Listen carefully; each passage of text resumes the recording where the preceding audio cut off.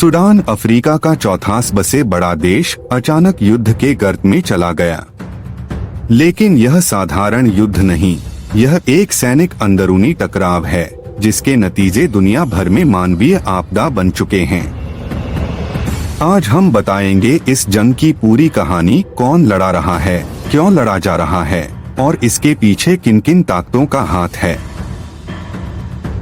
2018-19 की जन आंदोलन, जो उमर अल-बशीर को हटाने पर समाप्त हुआ, ने सूडान की पुरानी सत्ता संरचना को चुनौती दी। लोग नागरिक सरकार चाहते थे, लेकिन सैनिकों ने मध्यस्थ भूमिका छोड़ने से इनकार किया और 2021 में सेना ने फिर सत्ता पर कब्जा कर लिया।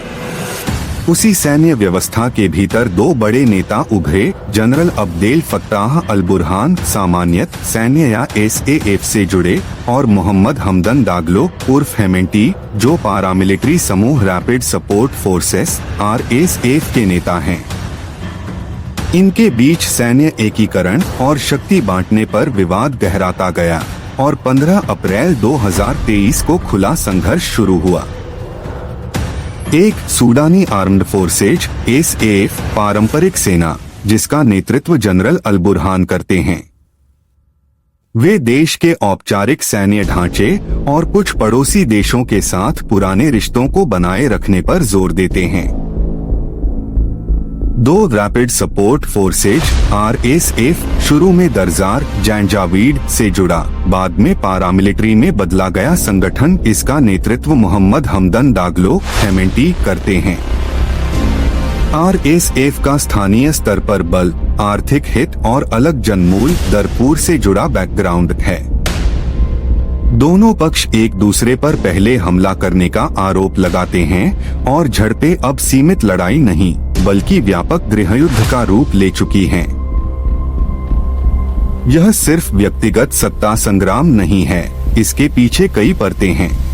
सत्ता और संपत्ति का झगड़ा, RSF को औपचारिक सेना में मिलाने की नीतियों पर मतभेद और दोनों पक्षों की आर्थिक प्रवर्तित परंपराएं। आर्थिक हित और खनिज भूमि नियंत्रण, कई स्थानीय कमांडरों के निजी हित भूमि खनन व्यापार मार्ग संघर्ष को बढ़ाते हैं।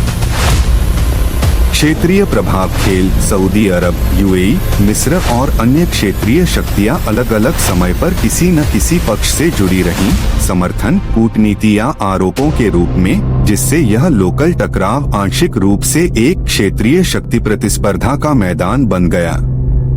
कुछ विश्लेषकों ने कहा है कि खाड़ी देशों का प्रभाव और हित इस संघर्ष को भड़काने में भूमिका रहे हैं। यह युद्ध विनाशकारी मानव परिणाम लेकर आया है। लाखों लोग बेघर हुए, अस्पताल और रहशी इलाकों पर हमले रिपोर्ट हुए और खाद्य सुरक्षा गंभीर संकट में है। संयुक्त राष्ट्र हाई कमिश्नरों की रिपोर्टों के मुताबिक करोड़ों लोग विस्थापित हुए हैं और लाखों को मानवीय सहायता की जरूरत है। स्वतंत्र निगरानी समूहों ACLED आदि ने व्यापक मौतों और बड़े पैमाने पर नागरिक हताहतों का रिकॉर्ड किया है। यह 21वीं सदी की सबसे गंभीर विस्थापन मानवीय स्थितियों में से एक बन गया है। बड़े पैमाने पर सीधी विदेशी जंग की बात कम ही मिली है, पर प्रमाण है कि क्षेत्रीय शक्तियों ने कूटनीतिक और कभी-कभी सैन्य लॉजिस्टिक समर्थन के स्तर पर भूमिका निभाई और कुछ आरोपों में एयर स्ट्राइक सहायता की बातें भी आई हैं। सार्वजनिक रिपोर्ट और विश्लेषण इस बात पर इशारा करते हैं कि यह संघर्ष कुछ हद तक क्षेत्रीय प्रॉक्सी डायनामिक्स का शिकार हुआ है, मतलब बाहरी समर्थन ने इसे और लंबा और जटिल बना दिया। परंतु स्पष्ट खुला अंतर्राष्ट्रीय युद्ध अभी रिपोर्ट नहीं हुआ। ज्यादातर मामला स्थानीय पारामिलिट्री बनाम सेना से जुड़ा है, पर क्षेत्रीय लॉजिस्टिक्स और समर्थन ने उसकी तीव्रता बढ़ाई।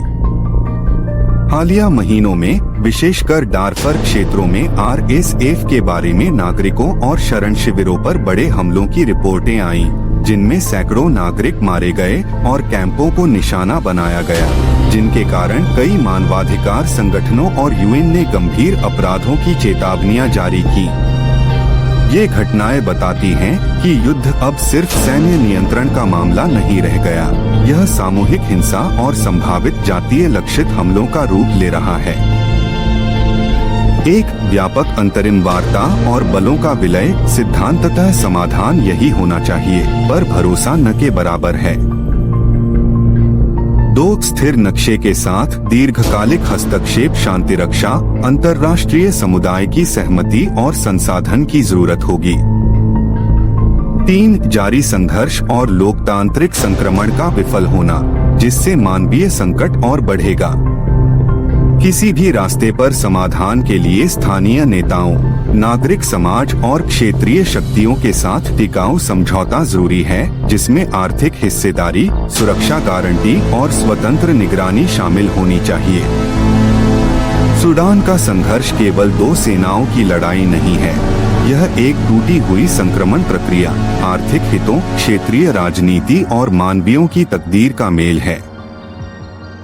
जब तक अंतर्राष्ट्रीय और स्थानीय नेता मानवीय बचाव, निष्पक्ष निगरानी और दीर्घकालिक राजनीतिक समाधान के लिए कदम नहीं उठाएंगे, तब तक सूडान की जनता का दर्द चलता रहेगा।